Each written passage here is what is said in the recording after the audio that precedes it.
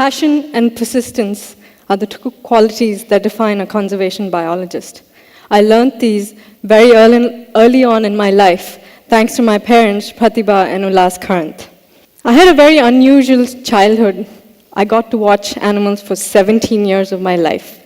I went radio tracking with my dad, Ullas Karanth. I learned to distinguish between tiger and leopard poop, but conservation has a very dark side too. When I was 10 years old, a poacher was nabbed in Nagarhole National Park.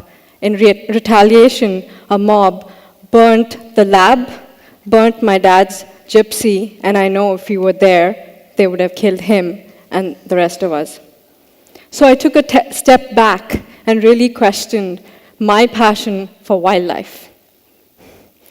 Many years later, I trained to be a conservation scientist, and I was interested in looking at what had happened to India's mammals over 150 years. What I found shocked me. I put together 30,000 historic records of where British and Indians had shot and seen animals all across India.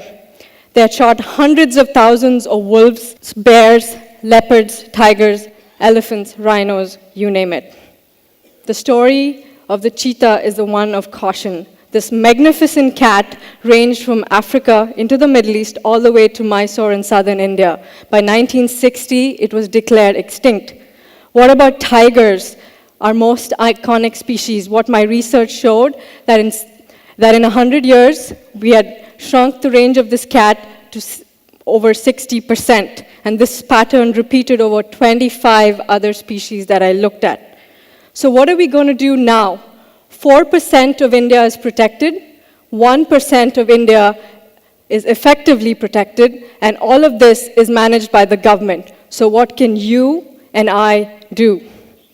We can do science, and what I've done over the last 14 years of my life is to travel to over 10,000 villages from Rajasthan to Kerala, asking people about what they think about wildlife, what problems they have.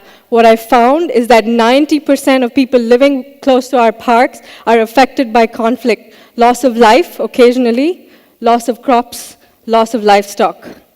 So what are we going to do? Now we've set up a web portal that people can call in and report conflict.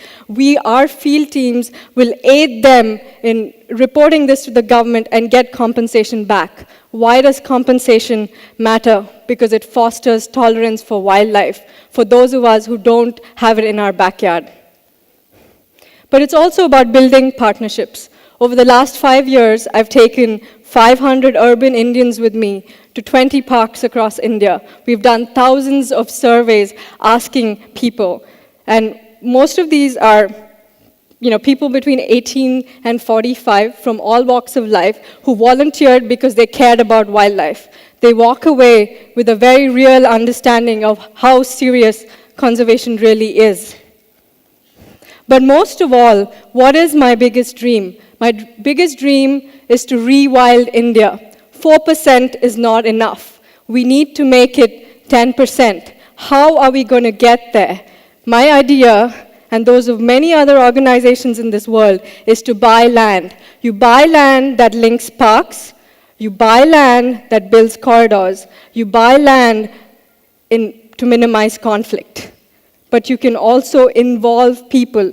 This land can be owned by individuals, by corporations, by NGOs, by organizations, adding to the 4% that the government already manages. I've had an extraordinary childhood. I saw my first tiger and leopard by the time I was 2 years old. I have a 6-year-old daughter who's seen her first leopard and a few wolves. We don't go chasing tigers. I know she eventually will see them.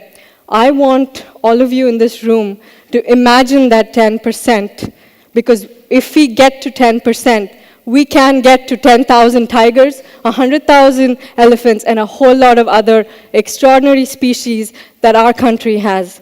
Thank you.